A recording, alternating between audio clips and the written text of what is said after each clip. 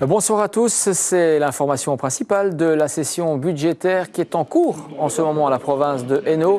Le cap de l'équilibre budgétaire est maintenu à l'aube de 2014. Cela méritait bien quelques explications. La session budgétaire de la province de Hainaut vient à son terme. Un budget, c'est important car cela permet de déterminer les moyens que l'on pourra mettre en œuvre pour mener des politiques. Avec près de 371 millions de recettes pour 366 millions de dépenses, le budget se clôture sur un léger boni de plus de 4,5 millions.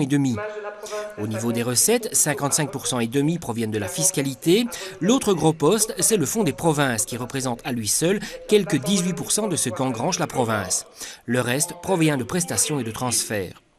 Au niveau des dépenses, près de 70% sont dévolus au personnel de l'ordre de 4 500 fonctionnaires. Ce personnel, il n'est pas là à remplir des papiers, il est au service de la population du Hainaut.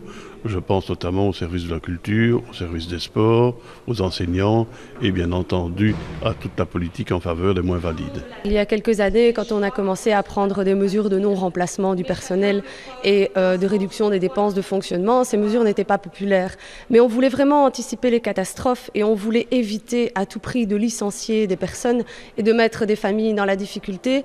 C'est pour ça que déjà il y a quelques années, on prenait ces mesures-là pour essayer d'anticiper les effets de la crise que nous connaissons tous aujourd'hui. Le personnel en place a dû prester plus, donc plus vite, mieux, avec une meilleure qualité. On se rend compte d'ailleurs que les fonctionnaires qui arrivent au top du management sont vraiment des gens de qualité, qui ne sont peut-être pas assez bien payés par rapport à ce qu'ils pourraient obtenir autre part.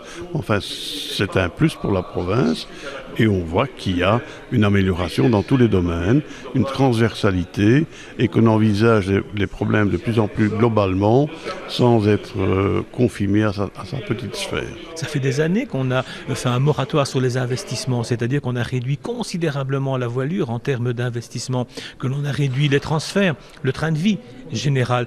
Donc je pense que toutes ces mesures ont aujourd'hui montré leur efficacité. C'est effectivement plus de 30 millions qui ne pèsera pas sur notre budget provincial. Du côté de l'opposition écolo et CDH, c'est évidemment un autre son de cloche. Il n'y a rien quasiment à dire sur ce budget, puisque c'est le même que l'année passée. Mais bon, comme vous l'aurez compris aussi, c'est à travers les actions des députés provinciaux, les rénovations, qu'on se rend compte que c'est quand même la province avait besoin d'un grand lifting. Et les humanistes de renchérir avec leurs inquiétudes quant à l'avenir financier et institutionnel. Les deux aspects sont importants. L'aspect financier, l'avenir est sombre pour les communes comme pour les provinces. Et on ne sait pas que nous réserve l'avenir. Notamment au niveau du fonds des provinces, le poids de la dette est là, le poids des pensions, l'évolution est inéluctable.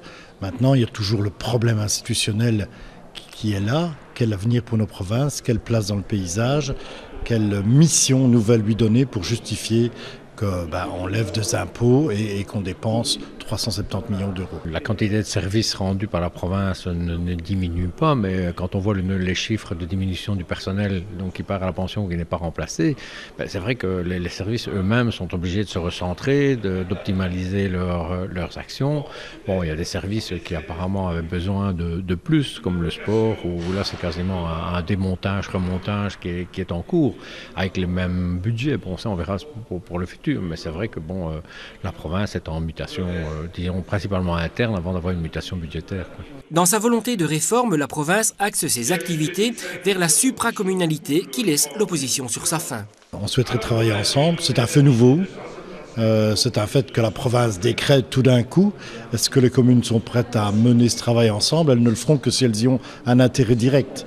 On connaît la situation des communes actuellement, elle est très difficile.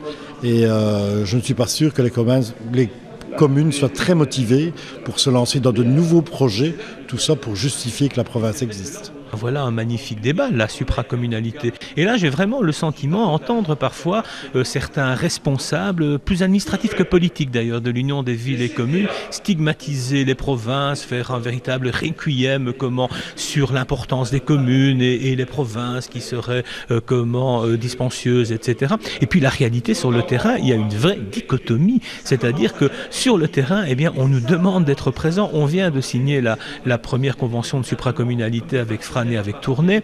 Il y a une myriade de communes qui sonnent à la porte. Je pense que la province, l'administration provinciale a su se réinventer, notamment à travers son PSO ici qu'elle a présenté. Je trouve que les choses qui sont faites actuellement en termes de communication, etc., sont très convaincantes et augurent des jours meilleurs en termes de communication. En termes de lisibilité, notre action doit être clairement visible pour les personnes. Elle doit être clairement identifiée pour chacun. L'avenir, il est sur des projets qui sont menés par différentes institutions en réseau.